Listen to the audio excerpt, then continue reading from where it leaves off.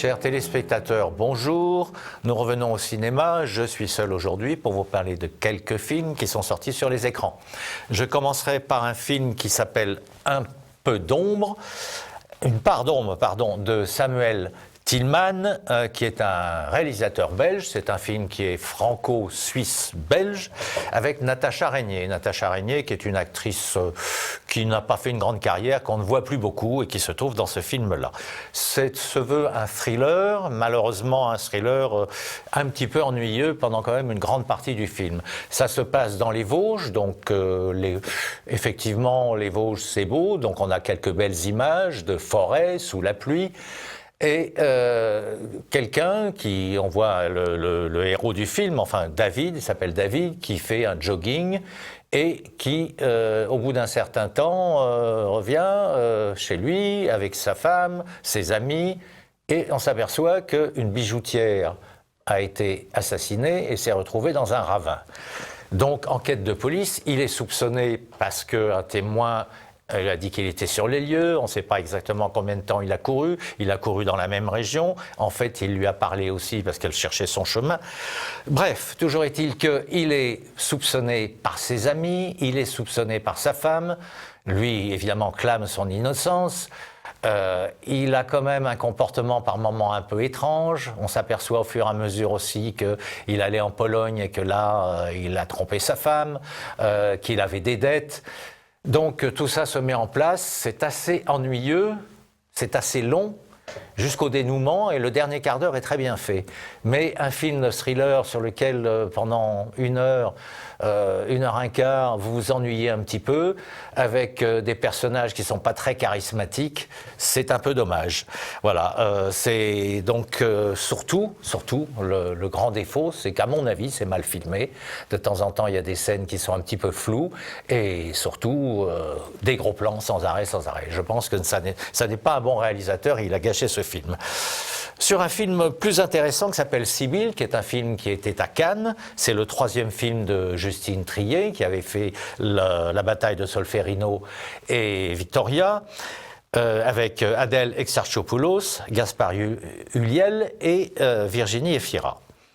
Alors, c'est une histoire assez curieuse. Elle a participé au scénario et c'est une histoire assez curieuse. C'est l'histoire de... Donc, Efira joue le rôle d'une femme qui est psychanalyste, mais qui rêve d'écrire. Elle rêve d'être romancière, donc elle se décide, donc elle laisse toute sa clientèle, avec un peu de difficulté, parce que c'est pas facile quand on est psychiatre ou psychothérapeute, psychanalyste aussi, de laisser sa clientèle tout le temps, ceux qui ont besoin d'elle. Donc c'est le début, ensuite on voit, elle va commencer à être romancière, mais il y en a une qu'elle a du mal à laisser tomber, qui est effectivement cette femme qui s'appelle Margot, voilà, c'est ça. Et cette Margot est un tempérament, elle est fascinée par Margot, et Margot est une comédienne qui a beaucoup de problèmes psychologiques, donc c'est une étude psychologique aussi sur les problèmes qu'ont ces femmes, et Margot d'un côté, et l'autre psychanalyste de l'autre. C'est pour ça qu'on voit souvent Efira, qui se remémore des scènes anciennes, des scènes d'amour, où il y a d'abord on aura 2-3 scènes comme ça, des scènes assez hardes, mais qui sont très bien faites et qui ne sont pas nauséabondes dans le film, qui passent bien. Ceci étant, ensuite...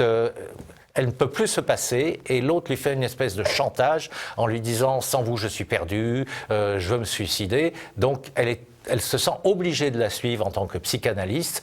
L'autre l'oblige presque à venir sur le tournage du film, où là, il y a des scènes qui sont même très très bien faites sur le tournage du film, avec la réalisatrice étrangère, américaine, qui pète les plombs. On voit vraiment comment se passe un tournage dans certains cas, quand c'est difficile. C'est un film qui est très bien réalisé, la photo est très bien faite, l'histoire est originale, les caractères sont intéressants, Efira joue bien, la petite Adèle aussi joue bien, donc je pense que c'est un film à aller voir, même si c'est un sujet un peu spécial, et je crois que là, avec Juliette Thiriet, qui avait déjà fait 2 bons films, on tient une très bonne réalisatrice, donc j'attends impatiemment son 4e film. Alors, autre film, Les plus belles années d'une vie de Lelouch. Alors là, c'est encore un phénomène puisque c'est le 3e épisode des amours entre Duroc et Anne Gauthier Script et Duroc coureur automobile qu'on avait dans le premier film, donc Un homme et une femme. Et là, on retrouve, alors ça donne un choc au départ parce qu'on voit Jean-Louis Trintignant qui effectivement a beaucoup vieilli, qui est un peu malade aussi. Donc quand on le voit physiquement, hein, ensuite on s'habitue très vite. Et il est dans une maison de retraite, une très belle maison de retraite, dans le jardin. Il est là sur une chaise roulante. Et une femme vient le voir, une femme qui était une script, eh ben c'est évidemment Anouk Aimée qui a vieilli aussi, moins que lui. Et il ne la reconnaît pas parce qu'il a des absences, il est un peu Alzheimer. Et c'est quand même curieux que Lelouch réussisse à faire un film qui est rempli de nostalgie, mais qui est aussi rempli de poésie. On est vraiment subjugué par le jeu de Jean-Louis Trintignant, qui passe de temps en temps avec des éclairs de reconnaissance, qui ensuite, effectivement, aime cette femme, lui dit « j'ai connu une femme dans le temps qui vous ressemblait, que j'aimais », etc. Donc on passe entre la mémoire et la non-mémoire. C'est bien filmé, c'est très intelligent et ça montre que Lelouch est vraiment un très grand metteur en scène. J'ai beaucoup aimé ce film. Alors effectivement, peut-être que pour des jeunes, ça leur dira pas grand-chose. Il faut peut-être avoir vu surtout Un homme et une femme, mais réussir ce tour de force en remettant les deux protagonistes vieillissants, c'est quand même assez extraordinaire. Un autre film que j'ai beaucoup moins aimé, qui s'appelle John Wick Parabellum. Parabellum, donc c'est un pistolet, tout ça, ça vient du latin, parabellum, l'adage vis pacem parabellum, si tu veux la paix, fais la guerre. C'est un film où on retrouve Halle Berry, qui avait un petit peu disparu, quand même, cette actrice noire américaine, très jolie. Marc Dacascos, qui est spécialiste aussi de ces films un petit peu de combat, qui a disparu aussi un peu. Et Keanu Reeves, qui nous arrive évidemment beaucoup plus âgé que dans ces fameuses trilogies d'avant. On a une histoire qui est un peu curieuse, c'est John qui a tué un membre de la grande table dans un hôtel Victoria, il n'avait absolument pas à le faire, donc maintenant ça y est, il est rayé, tous les autres assassins, parce que lui est un assassin au service de la secte, tous les autres assassins lui courent derrière, alors le patron de l'hôtel lui donne quand même 1 heure avant qu'on mette sa tête à prix et surtout qu'on le poursuive, sa tête à prix pour 14 millions de dollars. Alors évidemment, ça c'est le scénario, il lui donne 1 heure, on se demande pourquoi il l'aime bien, mais c'est comme ça permet de faire la fuite et de faire le film. Alors je dois dire que le film est une ineptie totale, très américaine, course-poursuite.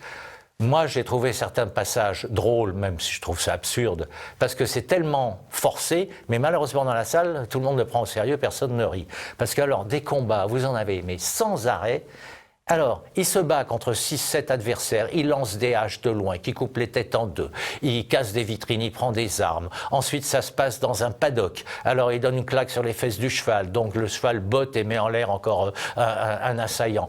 C'est du grand guignol, et ça, c'est typiquement américain, je vous le déconseille fortement.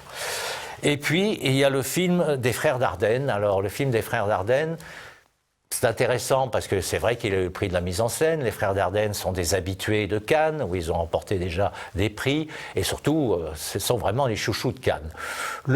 L'histoire est intéressante, sans dire très intéressante, parce que les faits divers, on en a tous les jours, mais la mise en scène est très bien faite, il faut le reconnaître. C'est l'histoire d'un jeune de 13 ans, il s'appelle Ahmed.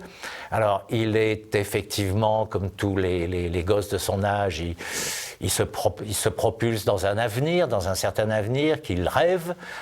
Donc il est un petit peu déçu par ce qu'il voit autour de lui, et en plus de ça, il est dans les mains d'un imam. Alors il est évidemment totalement pris par l'idée du djihad, puisqu'il a un cousin qui est parti et qui est mort en martyr. Donc il le considère comme un martyr, il a envie de faire la même chose, donc il tombe petit à petit sous la férule de l'imam, qui effectivement joue très bien le jeu, c'est-à-dire officiellement c'est un imam comme les autres, mais il est en train de le rendre totalement terroriste ou salafiste, et ce qui débouchera sur le terrorisme. Donc il n'aime pas beaucoup sa maîtresse parce qu'elle a fait une lecture de Coran avec du chant, enfin bref, il estime qu'elle n'est pas du tout, parce qu'elle aussi est musulmane, donc elle n'est pas du tout dans le vrai Coran. Donc, à un moment, il va avec un couteau et il veut la poignarder, l'assassiner. Bon, il se fait arrêter et là, on l'envoie dans un centre fermé où des éducateurs s'occupent de lui. Bon, donc on voit, il s'occupe de lui. Il est dans une ferme où il y a des animaux. On ne le voit pas beaucoup évoluer, et puis à la fin, il s'évade, et puis il passe au-dessus des toits, il tombe, et en fait, il allait pour aller voir cette maîtresse qu'il avait voulu assassiner. Et elle sort, puisqu'elle entend, il est par terre, manifestement, il est fortement blessé, peut-être atteint à la colonne vertébrale, et quand elle arrive, etc., il lui dit je vous demande pardon, je m'excuse de ce que j'ai fait. La fin s'arrête là, donc c'est un petit peu coupé, ça ne tient pas trop la rampe, mais la mise en scène est très bien faite, on suit le petit Ahmed qui joue très bien, tous les gens jouent bien, c'est bien fait, mais ça passe à côté du sujet, parce que le sujet, c'est quand même, ça se passe évidemment en Belgique, c'est quand même la Belgique qui est devenue un pays totalement musulmanisé, si l'on peut dire. Donc on ne met pas vraiment en exergue ces salafistes, toutes ces mosquées et tous ces gens qui sont en train de pourrir la vie de jeunes et de les pousser dans le djihad au maximum. Et deuxièmement, on ne montre pas tellement, même si à un moment on voit qu'il n'a pas de père, puisqu'il insulte sa mère presque en lui disant « oui, mais tu es alcoolo », elle lui dit « mais si ton père était là, tu ne serais pas comme ça ».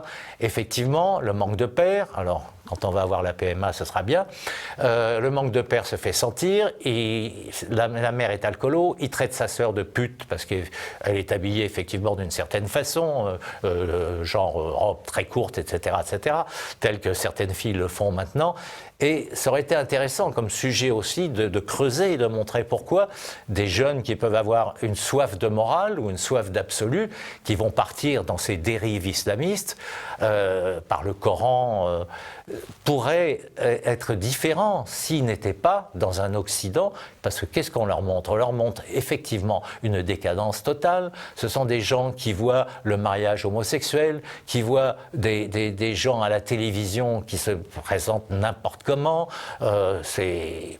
On voit M. Bilal qui représente la France, je veux dire, on ne sait plus si c'est un homme, une femme, si c'est un Français, etc.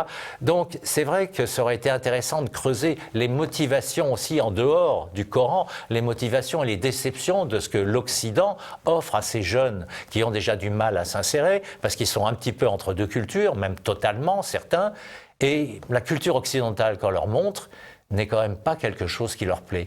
Et ça, malheureusement, ça n'est pas dans le film.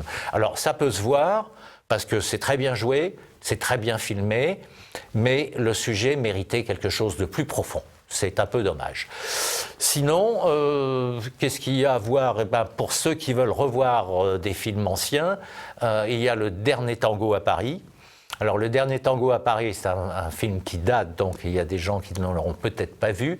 C'est pour Marlon Brando qu'il faut aller le voir, parce que l'histoire, c'est quelqu'un qui est à Paris et qui rencontre une fille qui est jouée par Maria Schneider. Ils se rencontrent dans une location que Marlon Brando veut prendre, tout à fait par hasard. Ils ont une scène d'amour, et ensuite ils se revoient systématiquement dans cet appartement pour faire l'amour. En fait, ce sont des passions sexuelles qu'on nous montre. C'est un film qui était très sulfureux à l'époque par certaines scènes et qui le reste, mais c'est un film à voir à mon avis pour Marlon Brando parce qu'il était au mieux de sa forme. C'était un super Marlon Brando avant qu'il décline et qu'il fasse des films un petit peu plus hermétiques.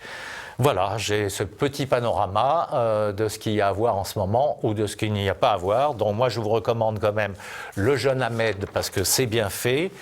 Une part d'ombre, non. Sibylle, oui, parce que c'est une réalisatrice qui a du talent et c'est très intéressant. Les plus belles années d'une vie, moi je pense que Lelouch est quand même, quand il disparaîtra, on se rendra compte des qualités de cet homme. Et puis John Wick Parabellum a oublié très vite. À la semaine prochaine, enfin moi je ne serai pas là, je pense qu'il y aura une séance la semaine prochaine, je reviendrai dans quelques semaines. À bientôt, au revoir.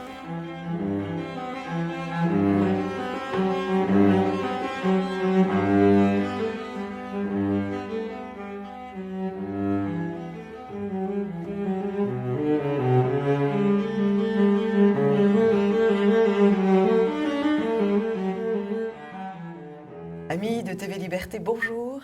Nous avons la joie pour cette rubrique patrimoine de recevoir Stéphanie Bignon. Bonjour Stéphanie. Bonjour. Et Gauthier. Bonjour Madame Rossier. Pour une très belle association qu'il vient de créer qui s'appelle Protège ton Église. Quel a été le déclencheur de la création de cette association? Bien, tout d'abord, je voulais vous remercier de me recevoir et de faire connaître cette initiative-là. C'est normal, nous sommes faits pour ça.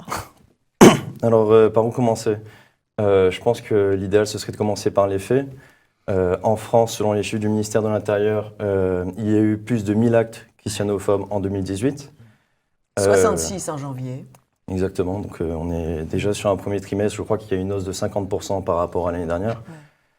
Et bien, avec des amis, nous assistions à ce cataclysme, cette répétition d'actes christianophobes sans cesse. Nous suivions auparavant des associations comme SOS Chrétien d'Orient, et même nous assistions également aussi à cet effet presque planétaire, puisqu'il y a un rapport qui est sorti britannique au début de ce mois-ci sur la hausse des actes chrétiens au niveau mondial, qui présente d'ailleurs le christianisme comme une religion une fois au bord du génocide. Donc alors, cette initiative-là, nous fêtons d'ailleurs aujourd'hui nos 2 mois d'existence. Elle est née d'un petit groupe de jeunes catholiques pour la majorité, bien qu'il y ait également des personnes agnostiques, plutôt, mais également oui, c'est attachées ça à qui est patrimoine. intéressant, c'est qu'il y a aussi des non-chrétiens qui vous rejoignent. Oui. Exactement. Et alors du coup, nous avons décidé de faire quelque chose, de ne pas baisser les bras, d'essayer d'agir. Donc vous en avez assez des paroles, hein? Trop de Exactement. paroles et pas assez d'actes. Alors, je pense qu'on pourrait résumer en cette phrase-là. On dit assez souvent que les catholiques et les Français sont passifs et attentistes. Alors, nous avons décidé de mettre un terme à cela. Et pour cela, la première question qui nous est venue, c'est comment agir. Alors, nous avons eu plusieurs idées, parfois assez complexes. Et finalement, nous avons décidé de privilégier l'action la plus simple et la plus évidente qui puisse nous venir à l'esprit, c'est-à-dire organiser des veilles devant les églises. Alors, des veilles de combien de temps? Des veilles de... Comment ça se passe, vos veilles?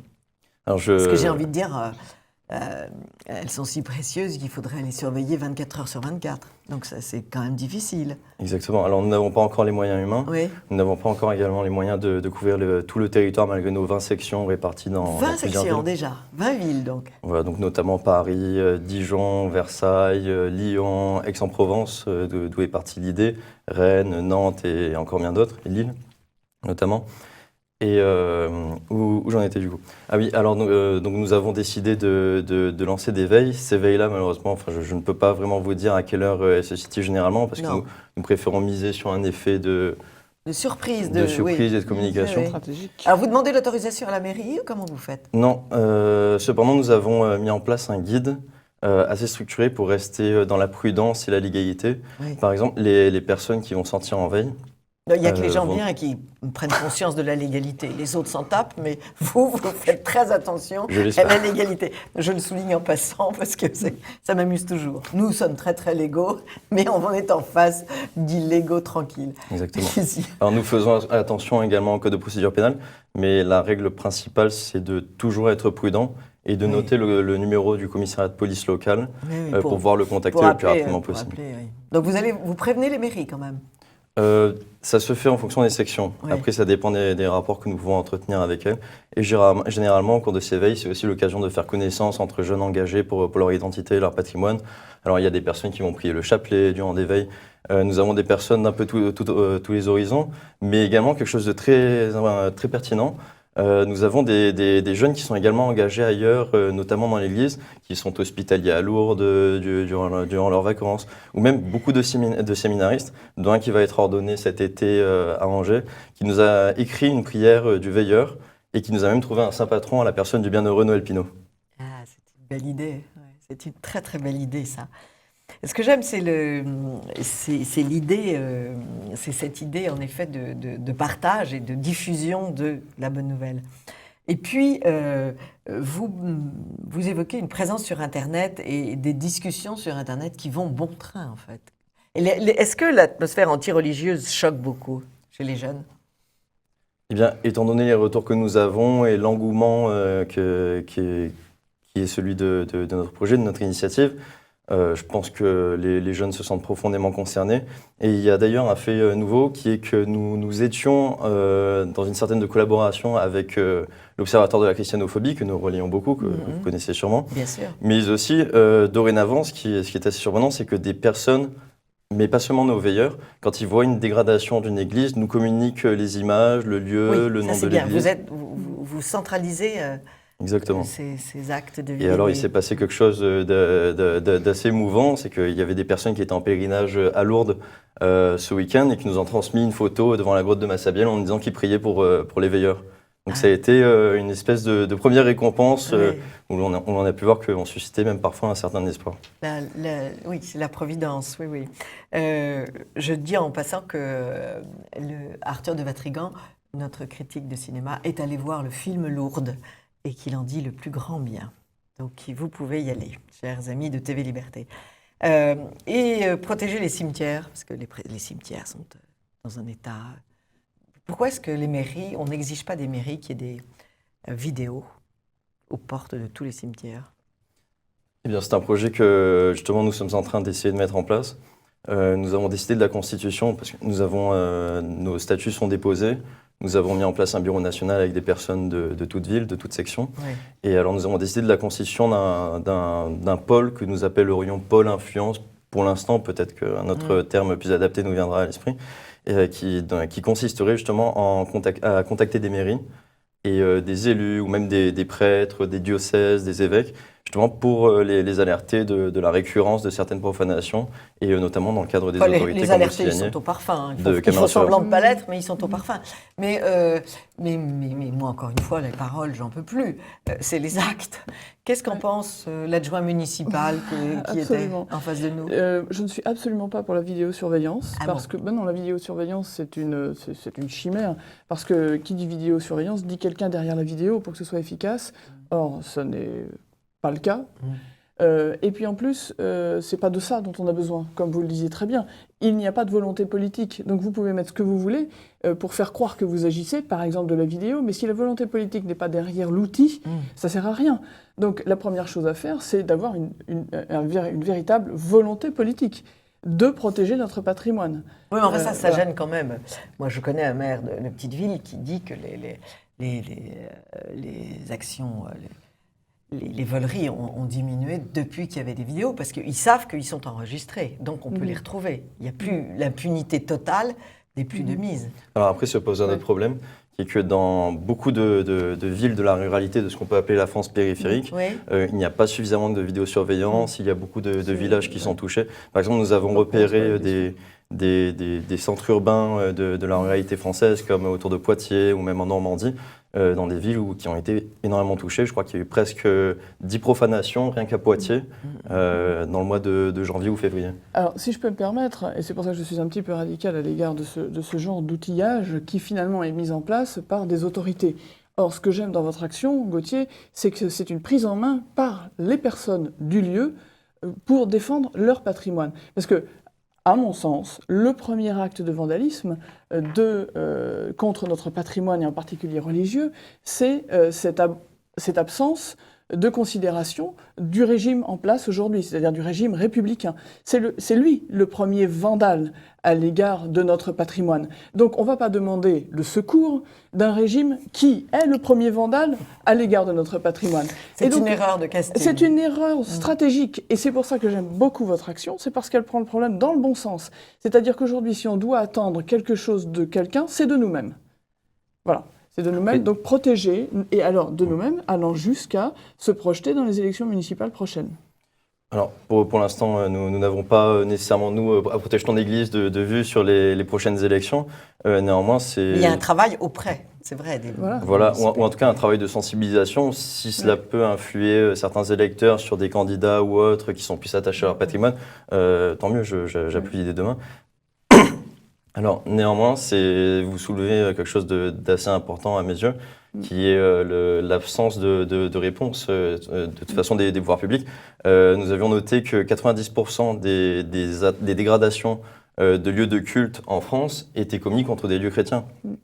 Donc évidemment, nous aimerions accroître la protection de la part des forces de l'ordre en essayant déjà, il y a une logique dans nos veilles et nos événements d'essayer de montrer qu'il y a un besoin. Est-ce qu'il n'y a pas un travail à faire auprès des gendarmeries? Parce qu'en fait, c'est les gendarmeries qui sont concernées par ça. C'est les gendarmeries qui vont faire les enquêtes. Donc, ils doivent avoir une centralisation. Il doit y avoir quelqu'un qui a centralisé les attaques, les responsables qui sont divers et variés. Ça va de l'ivrogne total aux hippies débiles, Est-ce qu'on a déjà mis la main sur des gens d'autres religions bien déterminés? Alors, malheureusement, après, ce sont des informations que détiennent les forces de police, qui ne sont ça, pas nécessairement relayées. Oui, mais ça c'est pas normal qu'on les ait pas. Je veux dire, ça doit faire partie des désirs de l'Église de savoir pourquoi et qui l'agresse comme ça. Bien, en fait, cependant, nous avions découvert et même relayé le fait que lorsque nous veillions très souvent, et en effet il y avait des punks très souvent qui étaient sur des parvis d'église, qui avaient des attitudes suspectes, qui souvent avaient consommé des stupéfiants, ou même qui étaient relativement alcoolisés. Donc nous avons pacifiquement invité à se déplacer et à prendre leurs déchets avec eux, ne serait-ce que pour les nuisances sonores et pour préserver la propreté de leur patrimoine. Toujours néanmoins en leur rappelant, je ne sais pas s'ils y ont été sensibles, je l'espère, mais que ces églises-là, c'est aussi une part d'eux-mêmes, de leur héritage. C'est quelque chose que leur ont légué leurs ancêtres et quelque chose qui est censé les rattacher à une terre et à leur entourage. Personne ne leur a dit ça? Et ils sont en état de l'entendre? Je ne sais pas. Je l'espère. Et sinon, nous avons été contactés par des personnes des paroisses à Saint-Étienne qui nous ont communiqué le fait que des groupes de migrants avaient tendance à être envoyés par certains partis politiques d'extrême gauche, occuper des églises et s'y loger en toute illégalité. Oui, Mais le premier officier d'état civil sur une commune, c'est le maire. Donc il a déjà autorité sur sa commune pour demander même les papiers aux gens qui passent. Quand vous vous adressez à des maires de communes rurales, ils sont les premiers sur le terrain, quelquefois à veiller la nuit en attendant de voir qui vient casser, détruire, etc. L'information est remontée jusqu'aux instances supérieures et rien ne se passe. Donc on est réellement aujourd'hui, je pense que votre action est un exemple, c'est une prise en main par l'échelon de base sur le terrain que nous sommes, puisque nous n'avons pas la volonté politique en amont, enfin au-dessus de nous, pour résoudre le problème. Donc c'est à nous de passer à l'action, exactement. De passer à l'action, oui. En tout cas, vous avez une page Facebook, vous communiquez extrêmement facilement. Alors, en effet, nous avons privilégié justement la communication pour essayer de centraliser toutes ces veilles-là. Bien sûr. À la base, c'est un mouvement en fait, qui part de différentes villes. C'est pour ça que nous avons décidé de fonder des sections pour relayer ces veilles-là. Et le meilleur média, le meilleur médium le plus adapté que nous avions accès, c'était Facebook. Oui. Alors à partir de là, nous avons fondé la page Protège ton Église sur Facebook. Nous avons également décidé de fonder un groupe Facebook, puisque sur Facebook, nous avons également la possibilité au-delà des pages, de fonder des groupes qui s'appellent Protège ton Église France, où justement nous relayons un peu plus d'informations, où nous essayons de mettre en contact les personnes qui veulent s'engager avec des responsables de section, ou alors eux-mêmes à fonder des sections, et nous leur envoyons nos indications, les guides pour pouvoir les mener à bien. Alors, il y a l'action extérieure, à l'extérieur de l'Église, mais il y a aussi la présence dans l'Église. Oui. Comment est-ce que vous envisagez ça? Eh bien, à ce sujet-là, c'est encore en discussion au sein de notre association. Vous n'avez que 2 mois. Voilà. C'est encore en discussion. Je pense que vous faites des références à Notre-Dame, éventuellement. Alors, en effet, Notre-Dame, ça a été un grand événement pour nous, puisque nos veilleurs parisiens étaient déjà sur place. Donc, nous étions sur place. Nous avons lancé, d'ailleurs, justement, à genoux, le Je vous salue Marie, qui a été chanté et relayé. Bien, exactement. Bravo. Et vous avez été extraordinairement suivi. Je pense que ça a été l'un des grands chocs même dans la presse étrangère, de nos médias, c'est de voir tout le peuple de Paris et les touristes qui étaient là en prière. Ça leur a été j'ai envie de dire une gifle dans la gueule parce qu'ils ne s'attendaient pas à ça. Ils pensaient que c'était fini, que ces temps d'obscurantisme, de fanatisme étaient terminés. Et superstition. Superstition, comme dit Voltaire. Mais ils se sont rendus compte que non, zut, la superstition était toujours bien là. Et que les gens étaient beaucoup à genoux ou en train de chanter, et le plus souvent en pleurs. Ils ont vu notre peine, justement. Et c'est cette peine-là, justement, qui nous a encore plus par la suite, lorsqu'on s'est pris un deuxième coup dans la figure après cet incendie de Notre-Dame. D'ailleurs, incendie qui, au bout de 10 minutes de déclaration, a de suite conclu à un accident, ce qui est assez c'est ce qu'il fallait rapide, penser, monsieur. C'est ce qu'il fallait penser. Vous savez bien, Agustin. Et, il y a la vérité. Et puis, il y a les complotistes. Et alors par la suite, cette deuxième gifle, ça a été le concours lancé pour la reconstruction de la flèche. Alors directement, nous avons pris position pour une reconstruction à l'identique et un appel à des architectes français, puisqu'il y a eu des centaines de donateurs, il y a eu des très grandes sommes qui ont été données. Je pense que les architectes français, il me semble que ce sont les compagnons du devoir, disposent encore des moyens de reconstruire la flèche de Viollet-le-Duc à l'identique et non pas de lancer un appel à architectes internationaux pour faire je ne sais quelle flèche, pour lesquels d'ailleurs les donateurs n'ont pas été consultés. Puisque ces donateurs-là, ils ont été, ce sont des personnes qui ont donné pour reconstruire Notre-Dame, qui est le point de départ de tous les chemins de France. Bien sûr, mais dans l'affaire des donateurs, si vous voulez, les donateurs sont maltraités depuis 89, puisque l'Église n'était pas riche de ses propres fonds. L'Église était riche des dons des fidèles. Ce sont les fidèles de France, ce sont les chrétiens de France qui ont donné de l'argent. Donc c'est les chrétiens de France qui ont été spoliés et qui sont sans arrêt spoliés depuis 89. Il serait temps que les chrétiens de France disent « stop, ça suffit ». Puis lorsque nous voyons d'ailleurs certains élus tenir certains propos à l'encontre de la chrétienté, même des chrétiens, nous avons également saisi le CSA, nous avons lancé un grand appel à plainte. Au CSA, nous avions rédigé une aide justement pour aider les gens à comprendre le système de plainte du CSA. Nous avons eu 30 000 interactions sur l'ensemble de nos partages. Pour un type qui a... Exactement, pour Notre-Dame, elle crame. Voilà, pour un dit artiste sur France Inter qui, le jour même du Vendredi Saint, c'est-à-dire quelques jours après l'incendie de Notre-Dame, a fait une chanson en disant que l'incendie de Notre-Dame, c'était du pain béni et qui avait assimilé. Cette fois-ci, nous sommes montés d'un cran. Auparavant, c'est quelque chose de déjà abject. Les prêtres étaient assimilés à la pédophilie. Cette fois-ci, c'était l'ensemble des chrétiens qui étaient assimilés à la pédophilie dans cette plainte-là, dans cette chanson-là. C'est pour ça que nous avons pris cette initiative. Oui, c'est un ras de... Qui n'a pas été suivi d'ailleurs. Oui, il n'a pas été... Qu'est-ce que vous appelez pas suivi? Il a été... La plainte n'a pas été suivie, c'est ça? Alors, les multiples plaintes n'ont pas été suivies, bien alors sûr. Que vous retrouvez des articles dans Libération sur 70 plaintes déposées au CSA pour une militante écologiste qui ont été bousculées par Pascal Praud dans un débat face à Elisabeth Lévy. Oui, vous savez que c'est... C'est dire le sens des priorités de certains médias concernant la question de la christianophobie. Il y a des choses importantes et d'autres pas. Vous savez bien que l'écologie, c'est le saint sujet du moment. Mais, alors... ce que j'aime aussi, c'est que votre témoignage facilite la mission. Vous avez des jeunes qui viennent et qui demandent des éclaircissements. En fait, ils n'ont jamais été au catéchisme, ils ne savent rien, mais ils sont attirés par vous. Ça, c'est très bon signe. Vous savez, je ne sais plus quel sociologue parlait des générations post-mai 68 en disant ces générations sans héritage. Eh bien, c'est quelque chose que nous avons vu dès la première veille. Pour moi, à titre personnel, je suis converti comme beaucoup de personnes de notre mouvement, bien qu'il n'y ait pas vous avez été chrétien, des catholiques. Vous avez été baptisé. Oui. Et puis après, un éloignement... Il y a 17 ans, j'ai retrouvé la foi. À 17 ans. Et alors, du coup... Et quoi, par l'école, par des amis?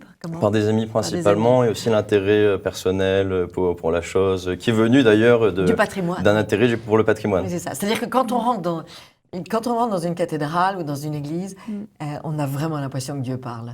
Et ça, je l'ai constaté souvent. L'Église s'impose et le message divin s'impose et passe par... C'est d'ailleurs pour ça que... J'allais vous le dire. Vas-y. Qui a intérêt à ce qu'on n'entende pas Dieu? Oui. En effet. Vous savez ce qui s'est passé en Auvergne après la Révolution? Ils ont coupé toutes les tours des églises, des flèches des églises romanes, parce que l'évêque, parce que C'est un constitutionnel qui a décidé ça, parce que les flèches montraient le ciel. Incroyable. Voilà. Et donc, d'ailleurs, vous remarquerez, je suis bien plus âgée que vous deux, dans mes livres, il y avait des reproductions d'art sacré, c'est-à-dire des vierges, des crucifixions, des cathédrales romanes, on nous apprenait tout ça. Tout ça a complètement disparu. L'art sacré a disparu Et pourquoi? Parce que c'est un danger. C'est un danger. Si on donne aux enfants une éducation artistique du sacré... Est-ce que l'art contemporain est complètement relativiste à cet égard-là? Il ne conçoit pas le beau. Tout va bien, il n'y a pas de problème. Et vous soulevez, à mon avis, à travers votre mouvement Protège ton Église, un vrai sujet, le catéchisme qu'offre notre patrimoine. Le catéchisme accessible à tous et donc la possibilité à tous de se convertir, c'est-à-dire de trouver la vraie liberté. Et à travers les vitraux, mais à travers les statues également. Chaque statue raconte une histoire. Chaque statue raconte une histoire, et chaque statue dans un lieu n'est pas là par hasard. Et on a vu non seulement aujourd'hui ce vandalisme très concret qui consiste à incendier nos églises, à renverser des croix, à étêter nos statues, on a vu un vandalisme feutré qui, s'il n'avait pas existé, n'aurait pas donné lieu à ce vandalisme aujourd'hui beaucoup plus concret et spectaculaire. Et ce vandalisme qui a consisté à vider nos églises de ce qui était justement cet outil de conversion, de raconter Dieu et nous amener sur ce chemin, eh bien, tout cela a été largement, je dirais, émoussé, éborgné, progressivement, au fil des ans. Hein, il y a eu un premier vandalisme. Il y a, par rapport à ce que vous soulevez, il y a un véritable pont entre le patrimoine matériel et le patrimoine immatériel. Exactement. À ce sujet. D'ailleurs, toujours au sujet de la question de la foi, l'Église, c'est le cœur de la vie d'un chrétien. C'est là où il y a la présence réelle pour ceux qui ont la foi. Mais également aussi, les églises, c'est ce qui est le plus visité en France. Il y a des clochers partout. Donc c'est quelque chose véritablement qui nous tient à cœur et c'est un pont vers notre identité et également vers le ciel. Et j'aimerais rappeler aussi aux téléspectateurs, parce que comme vous le dites très bien, il faut passer à l'action, c'est qu'une église de village construite avant 1905 dépend matériellement au sens des murs de l'infrastructure de la mairie, mais le premier affectataire est le prêtre. Donc il est très important quand on lance une action de savoir à qui on s'adresse et pourquoi. Mais ce sont deux personnages qui sont centraux quand on a à résoudre un problème autour d'une église. Sachant qu'encore une fois, défendre la ruralité, c'est commencer par défendre nos églises, puisque notre ruralité, comme certains se plaisent à le dire, je n'aime pas tellement ce terme, mais n'existe que parce que nous avons des petits clochers partout et que les gens se sont sédentarisés autour de ces clochers. Plus de clochers, plus de villages, plus de France. C'est un point barre, oui. À ce sujet, nous avons d'ailleurs été plusieurs fois contactés par des prêtres qui ont rencontré des problèmes sur le parvis de leur église avec des personnes justement qui festoyaient sur ces parvis-là et laissaient des déchets. C'est un grand plaisir, ça, la nouba devant l'église. Tous les samedis, le samedi à l'heure de la messe, la fête locale devant l'église sur le parvis. Et ça les gêne pas du tout. Il n'y a plus aucun... Alors, il y a un autre problème que je voudrais soulever et que vous connaissez bien, Stéphanie, c'est où sont toutes les statues qui ont été virées de nos églises à l'occasion des... Et qui ont été virées, la plupart du temps, envers et contre la volonté des ouailles de l'endroit. Et qui ont été virées quelquefois par nos ecclésiastiques. Oui. Qui ont été virées sous prétexte de rénovation, sous prétexte de grand ménage, etc. Donc on les retrouve dans les caves des presbytères en très mauvais état, ou dans les greniers. En général dans les caves, parce qu'elles sont plus sûres de pourrir, comme ça peut être très souvent des statues en plâtre saint-sulpiciennes. Qui sont aimés par la population et qui sont relayés. Voilà.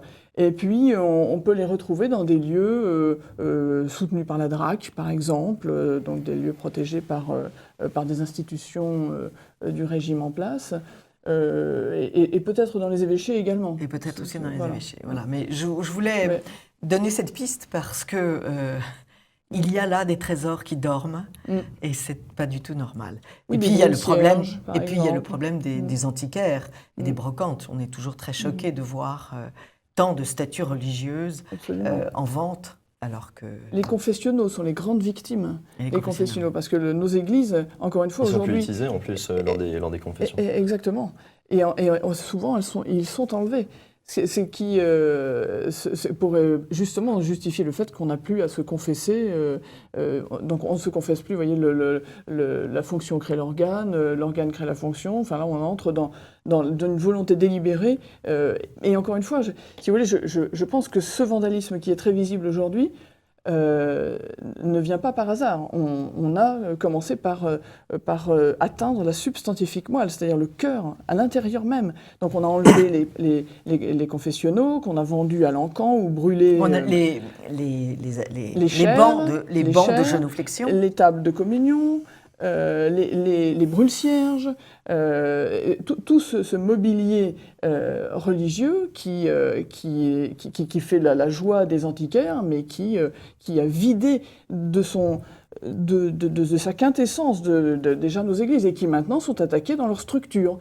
Voilà. Et je pense que d'ailleurs, dans l'affaire de Notre-Dame, la charpente, c'est Saint Joseph qui est charpentier, et c'est le protecteur de l'Église. Eh bien, la charpente de Notre-Dame, une charpente, ça tient les murs aussi. Quand la charpente est tombée dans une maison, les murs n'ont plus longtemps à vivre. Donc, à mon avis, on n'est encore d'ailleurs pas au bout de l'histoire structurellement parlant. Bien sûr. Mais il y a un signal fort. La charpente de Notre-Dame, c'est le charpentier, c'est Saint Joseph qui protège notre Église. La charpente est en feu.